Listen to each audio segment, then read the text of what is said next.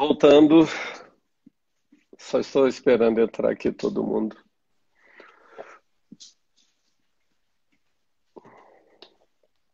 Então, eu estou contando a história desse homem que poucos vão se lembrar e o nome dele é Benaia. Eu gosto, todas as vezes que a gente faz esse tipo de estudo, é interessante sempre você procurar o significado do nome de cada um. E a gente vai ver um pouquinho mais adiante. Mas o nome desse texto, dessa pregação ou dessa mensagem tem que ser algo com o significado de Benaia, com o significado do que esse homem fez com a vida dele. Ele começou a servir a Davi e ele fez tudo diferente que os outros fizeram. E é aqui que começa a mensagem. Verso 20, tá? Também Benaia, filho de Joiada, era homem valente de Cabizil e grande em obras. Feriu ele 2 heróis de Moabe, 2 moabitas. Desceu numa cova e nela matou um leão no tempo da neve. Matou também um egípcio, homem de grande estatura. O egípcio trazia uma lança, mas Benaia o atacou com um cajado, arrancou-lhe da mão a lança e com ela o matou. Estas coisas fez Benaia, filho de Joiada, pelo que teve o nome entre os primeiros 3 valentes. Era mais nobre do que os 30. Porém, aos 3 primeiros não chegou, e Davi o pôs sobre a sua guarda. O nome dessa mensagem são as nossas lutas interiores. A luta do cristão, a luta do dia a dia, para que você se torne alguém. Por isso eu gosto de dizer, não deixe que os leões se criem sobre você.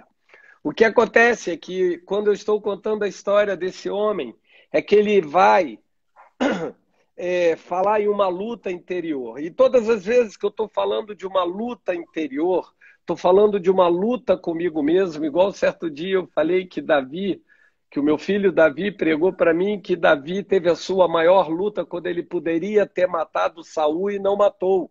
Ele se venceu.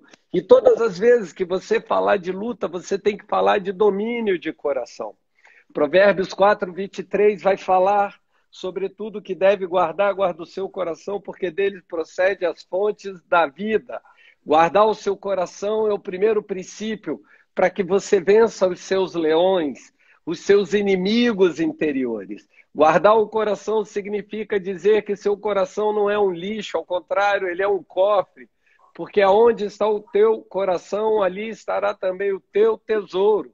E eu só coloco o tesouro em cofre, mas muitas pessoas que o coração ele é uma lata de lixo e fica guardando, reservando e deixando por séculos tudo aquilo que fede, tudo aquilo que é mau cheiro, tudo aquilo que traz desesperança, tudo aquilo que gera tristeza, tudo aquilo que gera os pensamentos ruins e você não consegue caminhar, só continua patinando no mesmo lugar, da mesma forma, como diz, porque do coração procedem os maus desígnios, homicídios, adultérios, prostituição, furtos, falsos testemunhos e blasfêmias.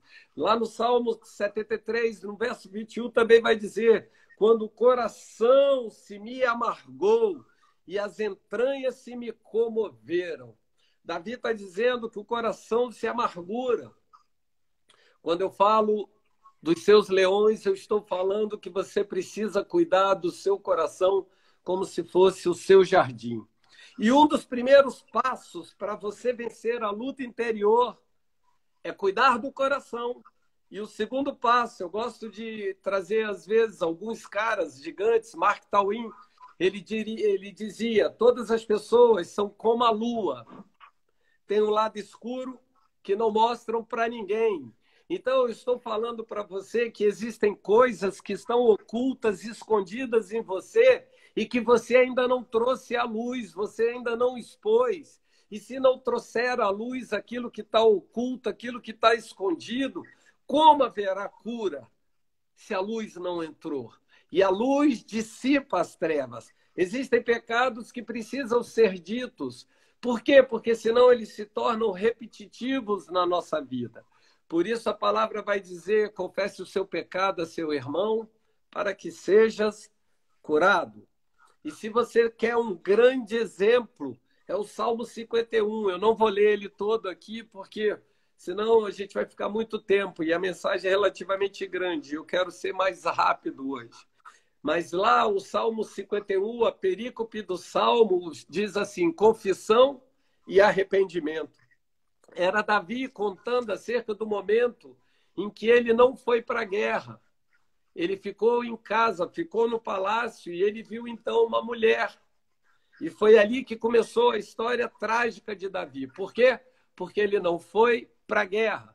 Se ele não foi para a guerra, era um período que não era inverno, porque eles lutavam sempre no verão, porque o período do inverno, lá em Israel, naquele tempo, era frio que ninguém suportava e morriam congelados. Então, agora, em pleno verão, ao invés dele estar lutando e batalhando acerca do seu reino, da expansão do reino de Deus, como muitas vezes a gente faz, se você for em Provérbios 6, você vai ver a formiga guardando no inverno, para quando guardando no verão, para quando chegar no inverno, elas terem. Está dizendo acerca do trabalho que você tem que fazer no verão. O verão não é somente um tempo de descanso, mas é um tempo de você continuar o seu trabalho de crescimento, de evolução, para que você se estabeleça e chegue no lugar que você sonhou.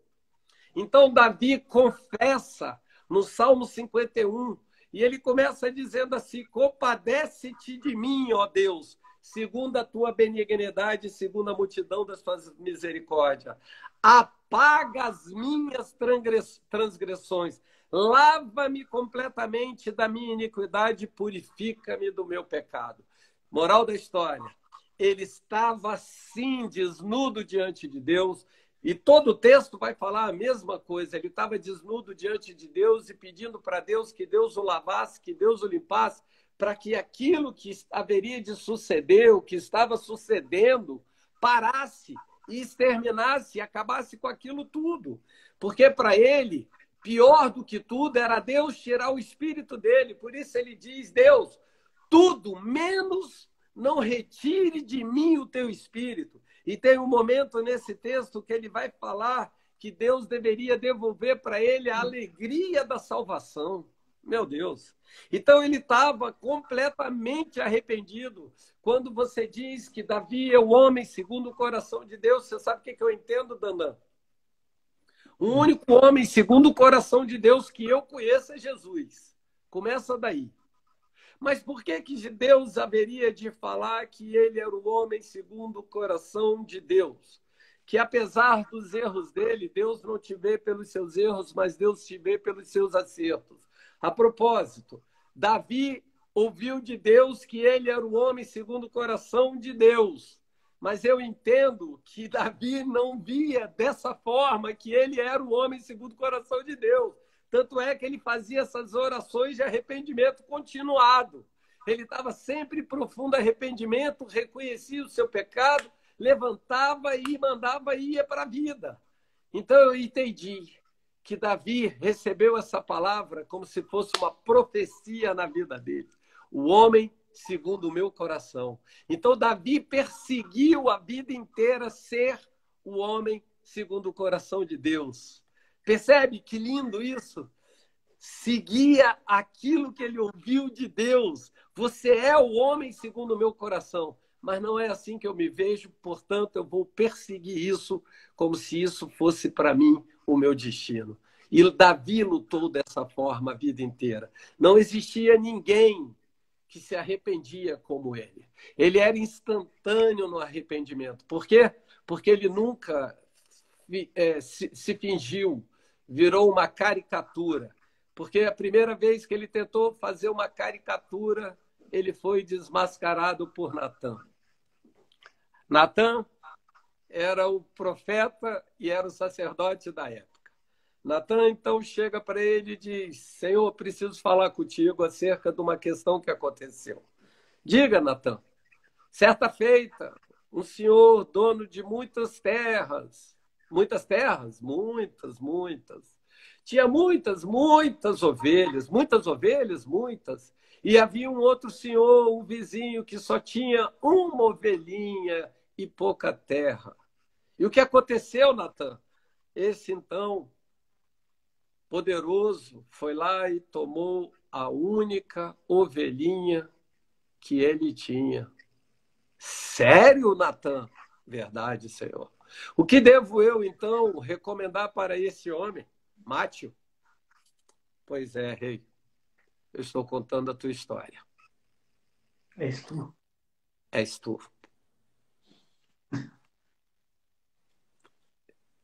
Ele estava contando a história do rei e para o rei, e o rei não o matou. O rei sabia quem Natan era.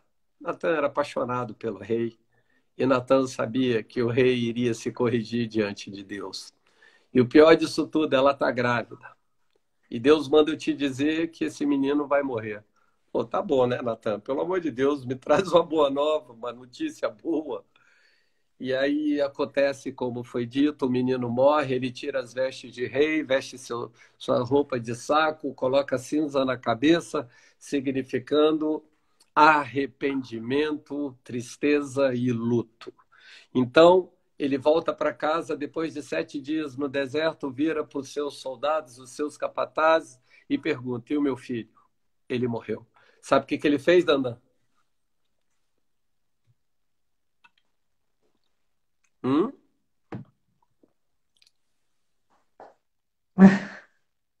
Tirou as vestes de luto, colocou as vestes de rei e continuou a vida dele.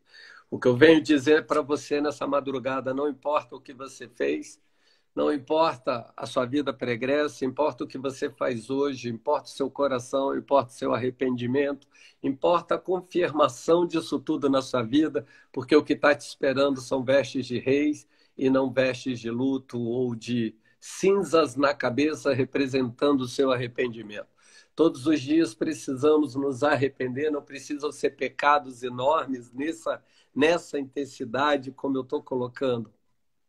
E aí eu estava dizendo para você que Tauan disse, cadê? Todas as pessoas são como a lua. Tem um lado escuro e que não mostram para ninguém. Isso é uma das maneiras que você tem para ser mal sucedido. Engolir, esconder, ocultar. Uma outra forma, o passar por uma luta interior, ele é um fator que a gente chama de fator pedagógico. É como se Deus estivesse te matriculando numa escola, nas dificuldades que você vive, para que você viva as suas lutas interiores e não exteriores. A maior parte das pessoas partem para cima das outras quando as coisas não dão certo, quando o problema é ela. Ainda que o outro tenha sido injusto, ainda que o outro tenha furado os olhos, ainda que o outro tenha feito uma maracutaia, o problema nunca vai ser o outro, sempre é você. É você olhando para o seu próprio ventre e vendo em você os seus defeitos. E, a propósito, fazer do limão uma limonada. Você tem que extrair disso o melhor. Porque o pior disso tudo é você passar por determinadas situações e não aprender absolutamente nada com aquilo. Sabe o que significa isso? Você foi reprovado aos olhos de Deus e você vai ter que passar pela prova novamente. Por quê? Porque a intenção de Deus nunca é te reprovar. É sempre te aprovar. Mas se você for reprovado, ele não pode passar você de série, passar você de nível. Você vai ter que viver essa luta para poder vencer esse gigante. E nesse tratamento pedagógico, luta é tratamento pedagógico de Deus. Tem um cara que diz, o Robert Browning, ele diz que quando a luta começa em seu interior, olha que lindo, então um homem já vale alguma coisa. Uau! Quando você começa a se degladiar, lutar consigo mesmo, você está dizendo que tem algum valor em você, que tem algo dentro de você que está se chocando. Então, essas lutas interiores, inclusive essa questão de estima, É você se degladiando consigo mesmo. Por isso Davi fala, livra-nos de nós mesmos. Por isso Jesus fala acerca que teve fome, porque ele se esbarrou com a humanidade dele. Então Davi, lá no Salmo 51, no verso 16 e 17, depois vocês leem, ele vai falar dessa vivência, dessa luta interior que ele tinha, depois de ter reconhecido que escondeu o pecado. Ele escondeu o pecado. E os seus ossos se ressecaram a tal ponto como se quebrasse, como se fragmentasse. Existem pecados que nós ocultamos e quando você for ver, não só tem um osso quebrado. Todos os ossos estão quebrados. Por isso a importância de você revelar e colocar para fora. Mas essa luta interior também serve para ele se libertar do peso da culpa. Porque não somos perfeitos, estamos indo em direção àquilo que é perfeito. Mas ainda não somos. E para Deus, perfeição, sabe qual é o significado, Dandan? Não. Para Jesus é nunca ter pecado. E para mim e para você que já nascemos do pecado ou no pecado? Superar, né? Hã? Pecado. Superar o pecado. Não, se arrepender. Perfeição para Deus é você retroceder. É você voltar ao seu lugar de queda. E não tem como você voltar ao seu lugar de queda se não for por meio do arrependimento. Então você se arrepende, que é tudo que Deus quer de você para que você volte a ser perfeito à ótica dele. Entende? Confessa e deixa e alcançará. Alcançará misericórdia. É isso aí. Isso para Deus é ser perfeito. Mas voltando para Benaia, que é o meu alvo, que eu gosto desse Benaia. Cara, eu me apaixonei por esse cara e eu estudo sobre ele há anos e nunca preguei sobre ele. E eu sempre amei esse cara por tudo que eu vi no coração dele. Benaia significa dizer que Deus construiu, Deus edificou. Perceba que a história de Benaia é igual à minha história e à sua história. É Deus construindo, é Deus edificando. Ele era filho de um sacerdote, então a tendência natural dele é que ele viesse a ser sacerdote, mas ele decidiu ser soldado, lutador, guerreiro, bravo, matador, matava gigante, matava leão. Cara, esse cara é demais. É meu sonho de consumo. Eu queria hoje estar encarnado no Benaia. Você me entende? Que eu ia fazer cada coisa nesse tempo. Rapaz, eu ia invadir o CN, o STF. Não, você entende? Nem ia levar arma, não ia levar nada. Então, esse cara, ele era um soldado, só que ele era um soldado incomum. Ele fazia parte da elite de Davi. Como assim, pastor? Como ele fazia parte da elite de Davi? Perceba que o texto vai dizer que ele figurava entre os 3 primeiros, que ele era um dos grandes, mas ele não chegou tão alto com Davi. Mas o Davi o chamou para que ele fosse o seu guarda-costas. Uau! Você chama quem para ser seu guarda-costas? Alguém que foi treinado e alguém que você confia. O exército ele era dividido em 4 grupos. Isso já tem um estudo aqui mesmo na Bíblia, vai falar das divisões, eu não quero falar sobre isso. E na base ficava o grupo que a gente chama da maior parte do exército. Ou seja, aqueles que iam... Sabe quando ele falou assim, ó, põe Urias lá na frente, ali era a base. Ali é a base. É aqueles que vão entrar para morrer. Aqueles que já põem na frente ali para tomar o balaço, a facada, a lança, a flecha e morrer. Aí depois vem os mais fortes, que aí é o segundo escalão. E isso está tudo escrito, cara, em crônicas, tudo descritinho, certinho.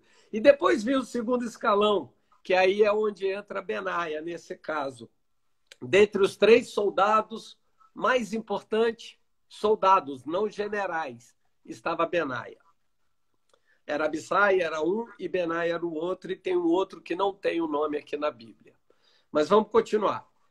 E, por fim, tinha um outro escalão, que daí era formado por 3 gigantes, Jazobeão, Eleazar e Samar. E eu li o que esses caras fizeram. Um matou 800, o outro matou 600, e o outro matou 350. Eram assassinos cruéis, e isso dava para eles reputação diante dos homens e do próprio Davi. Agora, voltemos para Benaia, para que a gente entre exatamente no que eu quero pregar. Eu estava falando que cuidar do coração é o primeiro princípio para que você não seja mais alguém que esteja à margem, alguém que seja mediano, alguém que seja medíocre.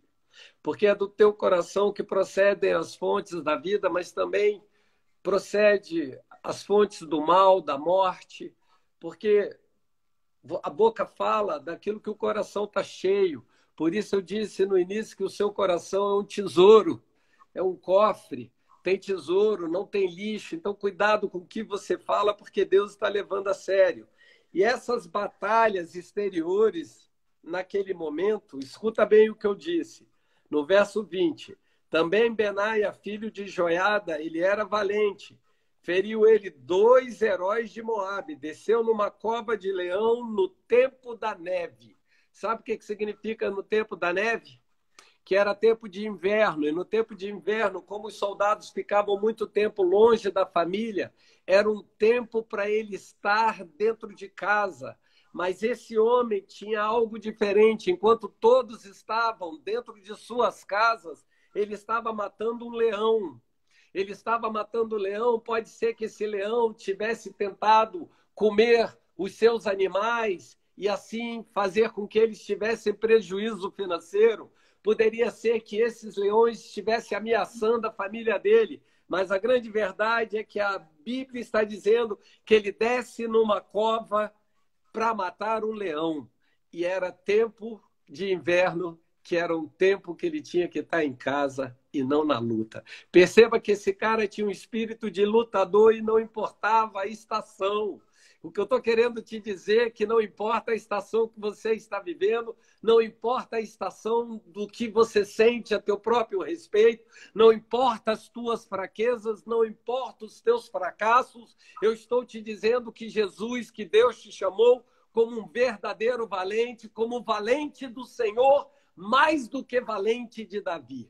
Você já é mais que vencedor. Perceba que Jesus está te chamando do jeito que você está, com todas as dificuldades, as lutas pessoais, aqueles momentos que você entra em crise existencial. É desse jeito que ele está te chamando. E quando fala acerca de uma cova, sabe o que eu entendo, Daniel? É Deus falando para você mergulhar em si mesmo, para que você não deixe que os leões te devorem. Ele está dizendo, se você quer ser uma pessoa especial, diferenciada na minha ótica, começa a vencer os leões que tentam te devorar. Não deixe que esses leões cresçam dentro de você. Não deixe que esses leões se criem em você. E quando você desce a cova, primeiro a boca é mais larga. Ainda você está folgado. Mas à medida que você vai entrando, porque disse que ele desceu a cova, ele não esperou o leão sair, era inverno. Então ele desceu a cova, imagino eu que levando uma tocha, algo que pudesse dar uma clareada dentro daquela coisa negríssima. E à medida que ele vai aprofundando, o lugar vai apertando. Antes ele estava meio que em pé, agachado. Agora já imagino eu ele se arrastando. Perceba que você precisa muitas vezes se arrastar, chegar ao ponto de se dobrar até se arrastar. Significa colocar literalmente a cara no pó, dobrar o seu joelho, clamar ao Senhor, como diz o Salmo 51. pedir misericórdia a Deus, para que Deus te lave, para que Deus trate o teu interior, porque quando o nosso interior está tratado, é como se fosse uma chave. Eu abro dentro para que algo se manifeste fora. E ele desce, e o lugar fica apertado. E agora ele já arrasta. E quando ele anda um pouco mais, à medida que ele vai se esforçando, ele já começa a suar. E ele já não enxerga mais nada. Ainda que ele não consiga ver o leão, imagino eu a cena. O leão já sabe onde ele está. Aquele que é para devorar já está com a boca escancarada, pronto. E quanto menos você espera, você se depara com aqueles dois olhos gigantes diante de você. Eu penso que a luta dele foi assim. E ele se debate, então, com esse gigante, chamado leão, e o vence. Dandan, eu aprendi algo com esse cara, que é matar gigante. Sabe por quê? Matadores de gigante andam com matadores de gigante, não é verdade? Sim, Não é verdade? é verdade. Ele matou um gigante, esse cara? Sim, Ele matou um egípcio. O cara tinha 2,5 metros, pelo menos. Ele matou um leão? sim. Agora pergunta com quem ele aprendeu isso. Com Davi? Óbvio. Óbvio. Amigo, a história dele, ele está reproduzindo Davi em tudo. Esse cara tem tudo para ser grande. Porque quando você reproduz alguém que é grande, alguém como espelho, é porque você vai chegar. Isso não tem nada a ver com inveja. Eu estou querendo repetir o trajeto, a trajetória, o caminho por onde aquele grande caminhou. É isso que a palavra está dizendo. E esse cara não foi diferente, foi o que ele fez. E depois dele ter matado esse leão, ele mata o gigante. Percebe que é a história de Davi exata. Ele tinha um professor, ele tinha um mestre. Será que esse cara amava Davi? Foi por isso que Davi qualificou ele e disse para ele: você vai ser meu guarda-costas. Porque além de matar gigantes, você mata leão como eu, cara. Sabe o que É Davi estava preciso, dizendo? Eu quero um homem igual a você para me guardar, para me proteger. Eu me sinto protegido por você. Uau, é uau. preciso ter humildade para copiar, né, pastor? Na realidade, ser de meu imitador como eu sou de Cristo. Entende? Por que que você não haveria de imitar alguém que teve resultado? Por quê? Qual é a dificuldade? Aonde é humilhar? Pelo contrário, você não está imitando Jesus? Você, às vezes, agora não mais, mas você já não imitou algum cantor quando começou? Eu imitei um cara que operava e depois eu falei, eu tenho meu jeito e meu jeito é melhor. E acreditei no meu jeito e meu jeito hoje é melhor. Então eu acreditei em mim, mas eu tive alguém onde me espelhar. Foi o que aconteceu com o Benaia. Então ele desce, pega, mata o cara. Verso 22. Estas coisas fez Benaia, filho de Joiada. Eu adoro quando fala de genealogia, porque fala de filho de quem é, cara. Sabe o significado disso, Dandan? Tem uma história, né? Não, vou honrar o seu pai. Honre seu pai e sua mãe, eu prolongo os teus dias serão bons. A Bíblia fala muito de genealogia para que o homem aprenda a honrar pai e mãe. Bingo, fala assim, bingo. Língua. Bingo. Então, pelo que teve nome entre os primeiros 3 valentes. O nome dele agora se destacava no meio desses 3. Só que Davi tinha seus generais. Aqueles que matou 800, 600, o outro que matou 350. Então, o que Davi fez? Falou, rapaz, esse cara não pode ficar desapercebido. Esse cara é bruto. Então, você vai ser o meu guarda-costa. Fala assim, uau, Uau, minha sombra. uau. Minha sombra. Perceba que na nossa história, quando a gente para analisar um pouco, Paulo teve que passar alguns anos, quase 4 anos, lá na Arábia, antes de se misturar ali em Jerusalém com os outros apóstolos. Davi foi ungido com 17, mas só sentou no trono aos 30. Mas por que você está falando isso, pastor? Porque eu estou te falando que tem um momento que você vai sentar no trono, mas tem um momento que você vai ser treinado, matando os seus gigantes, matando o seu interior, matando a sua fome, a sua sede, os seus desejos, seja lá qual for o seu apetite. Assim foi com Paulo. E a propósito, por que não falar de João? Era Pedro, Tiago e João, os 3 que viviam com Jesus, é isso, Daniel? Tiago e João. Mas você não vê João se destacar em nada. Primeiro, ele era o mais novinho, cala a boca. Já era assim, fica quieto. Fica quieto que tu é peão aqui, tu é novo. Pedro já era o ousado. E Tiago foi o quê, você sabe? Não. Não sabe, mas ele foi o primeiro sacerdote de Jerusalém logo depois que Jesus morre.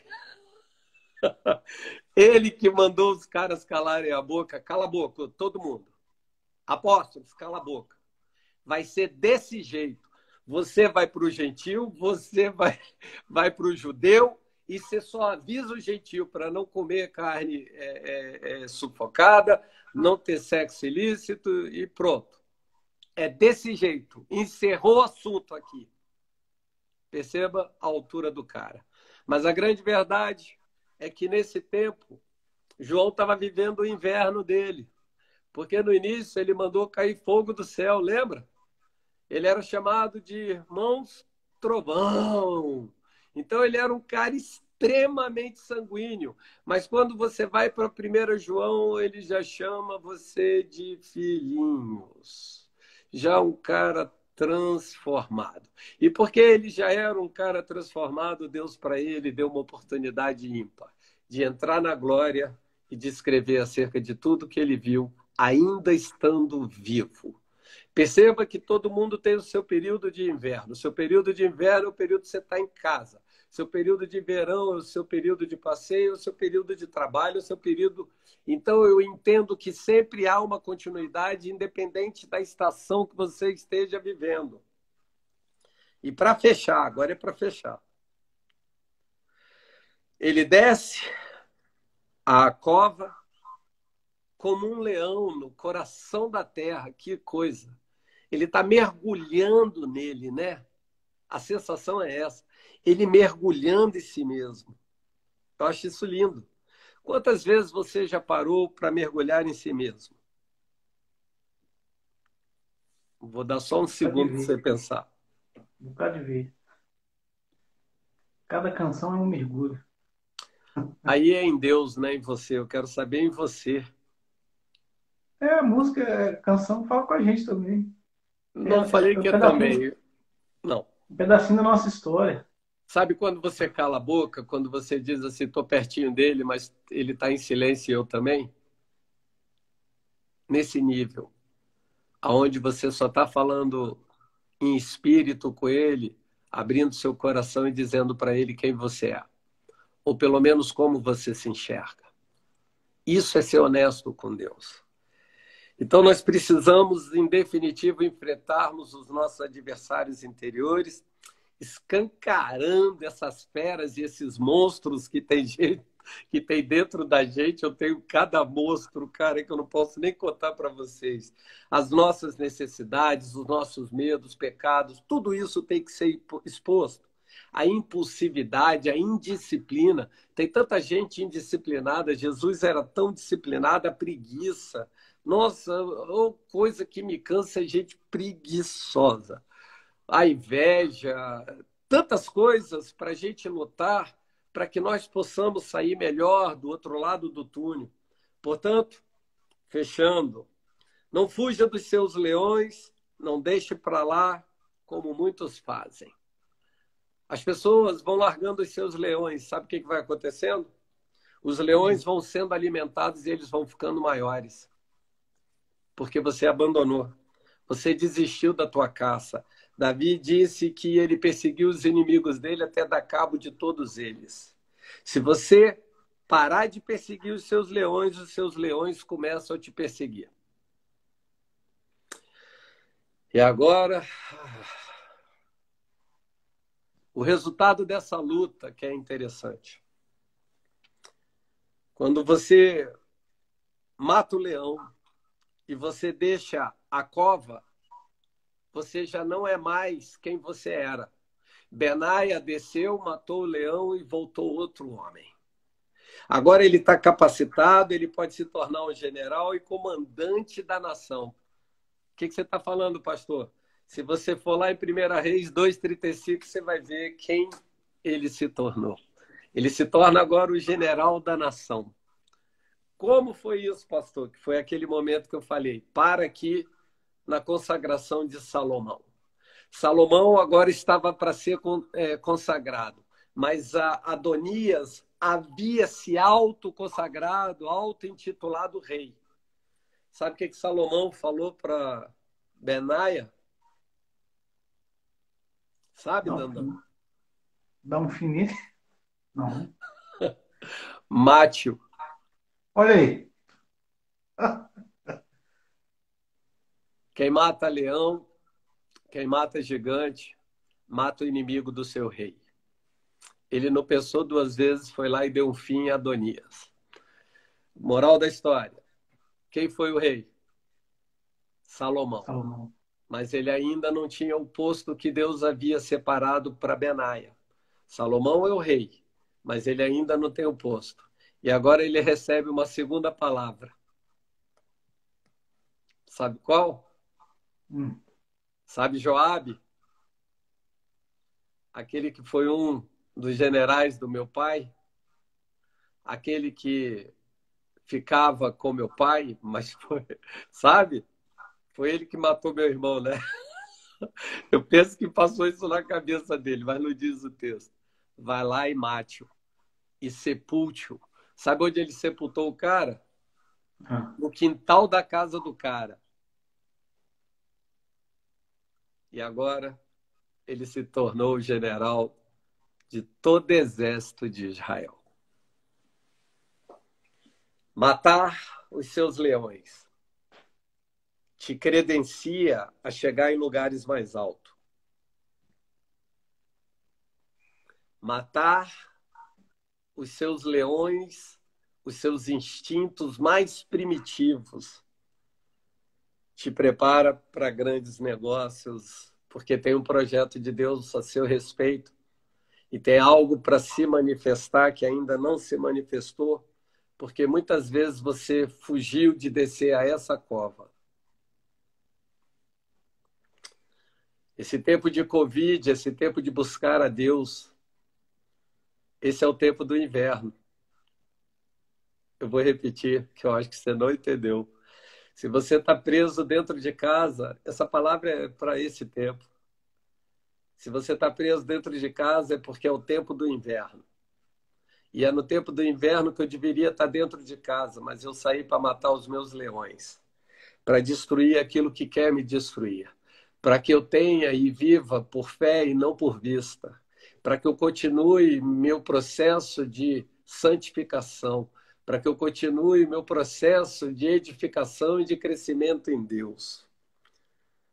Pode ser que você esteja nesse tempo, Dandan. Será que você está vivendo esse tempo, Daniel? Eu tenho um testemunho para contar. Pera, mas eu perguntei se você está vivendo esse tempo. Tô. Você está matando o leão? Tentando destruir aquilo que quer te destruir? Tô. Agora estou com mais... Substrato. A propósito, seu leão está dentro de você e não nas pessoas. Isso é algo que você precisa resolver. Será que Deus está falando contigo, Daniel? E o resultado disso tudo será a sua vitória, será o livramento, a consciência, o coração tranquilo e a paz que excede todo entendimento, porque dentro de você não será um redemoinho, Dentro de você não será uma tempestade. Ainda que fora esteja uma tempestade, haja calamidade, dentro de você vai estar uma paz. Assim como foi a arca. Dentro da arca devia ser uma calmaria só. Lá fora morrendo, gente boiando, aquela tragédia. Mas a calma e a paz estava dentro da arca. Penso eu que ali dentro da arca mata-se muitos gigantes e muitos leões, sabe? Penso eu que dentro da arca todo dia tem que encontrar a cara daquela pessoa que todo dia se esbarra, porque dentro da arca tem os folgados também, né? Os que não fazem nada, só ficam com aquela. Eu ia falar, mas não vou falar. Ficam sentados no banco da igreja, engordando igual uma porca, mas não fazem mais nada. E ainda são capazes de reclamar. O resultado de você matar os seus leões é você chegar no destino que ele te prometeu. Primeiro, resolva os seus leões internos para que você possa matar os seus leões exteriores. Você está pensativo, muito reflexivo. Eu penso que o tic-tac está funcionando.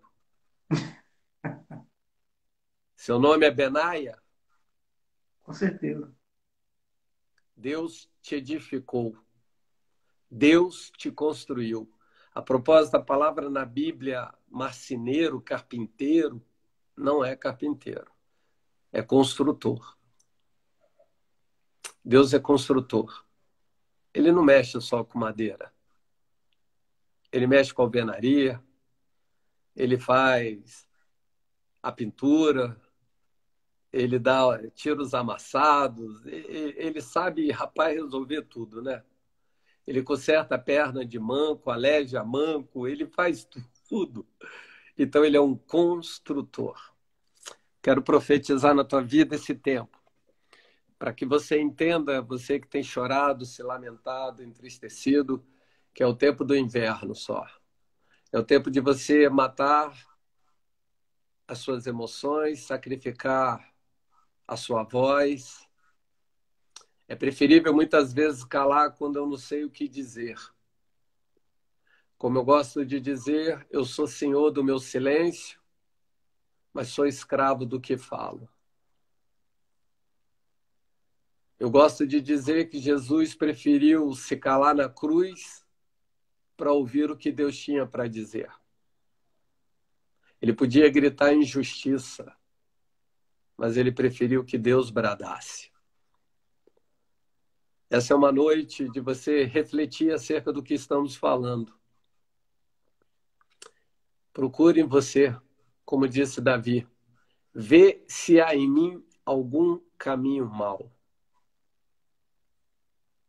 Sonda-me, Senhor. Vê se há em mim algum caminho mau.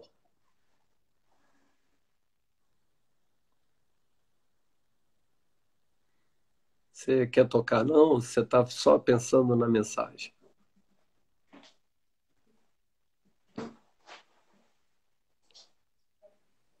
Desconectou?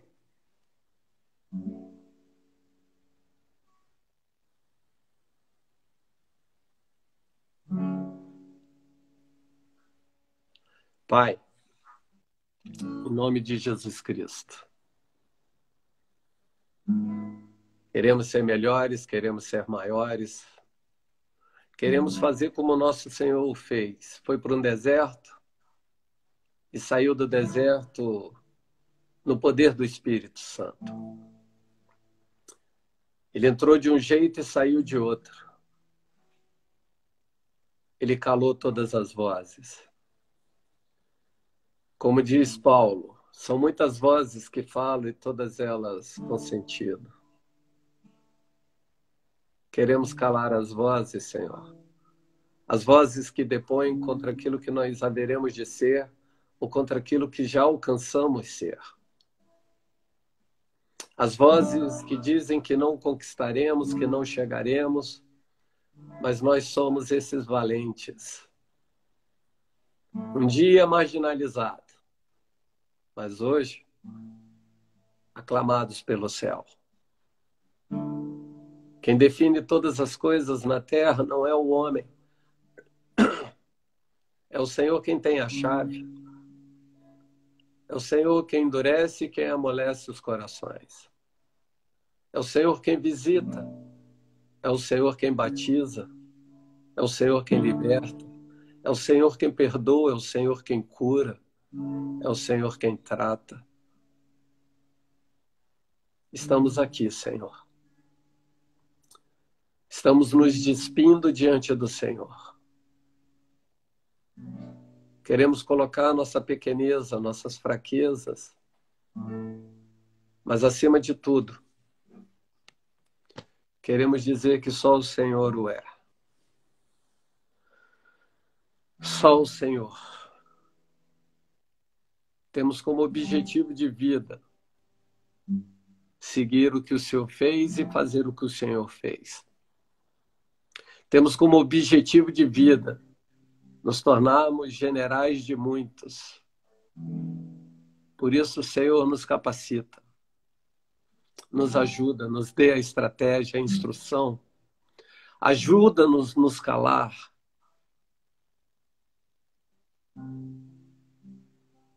Queremos entrar nas nossas covas mais profundas, mais escuras.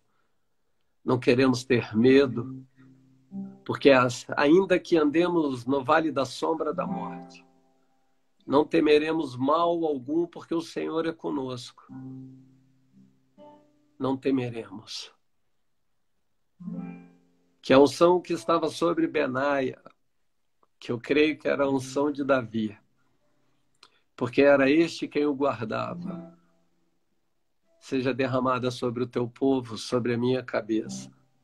Enquanto ministramos acerca desse homem, sabemos que é aquele que escreveu o livro, Samuel, a unção que estava sobre ele está sendo lançada agora, derramada agora.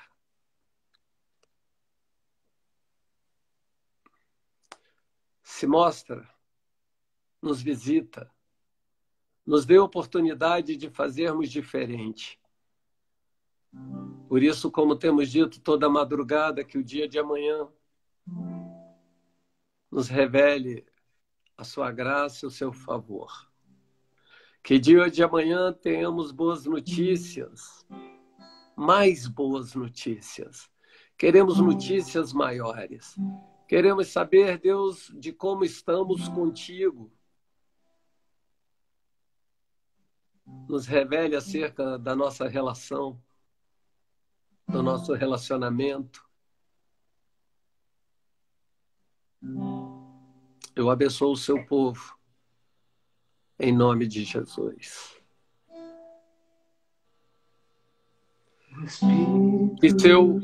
Que o bisavô da Keren, da Kétia, ele está internado e mora em São Luís, alguns familiares estão com coronavírus. Agora, todo esse coronavírus é transformado em pó, que a raiz dele venha secar, que não haja nenhuma possibilidade que eles sejam tocados, independente dele ter ou não doenças, comorbidades que chamamos. Pai, em nome de Jesus Cristo, ativa o sistema imunológico, ativa, potencializa, maximize, torne ele pleno, que ele receba a transfusão de Cristo. O médico disse que ele não passa dessa noite, nós revogamos essa sentença. Senhor, nós não sabemos dos movimentos que o Senhor tem no bastidor disso tudo. Nós não sabemos do temor dessa casa. Mas eu sei que tudo que há de acontecer será segundo a tua vontade, não a vontade do homem. Por isso, como médico que sou, revogo a sentença de morte sobre a vida desse homem. Nós, Deus, estamos em concordância trazendo a vida, porque a vida é melhor do que a morte e a vida glorifica o teu nome. Console-os, visite-os, que teu Espírito Santo, Senhor, os abrace e os acalme. Que toda substância e remédio que tem no céu seja agora liberado sobre a vida desse homem. Que eles possam contar que houve uma visitação. Nós abençoamos e concordamos com a cura do seu bisavô, em nome de Jesus. O Espírito de Deus está aqui, Amém. operando em nossos corações, trazendo sua vida e poder, ministrando sua graça e amor. Os feridos de alma são curados. Uau! Os cativos e oprimidos livres são. Os enfermos e doentes são sarados, pois o Espírito de Deus está aqui. O Espírito de Deus está aqui, operando em nossos corações,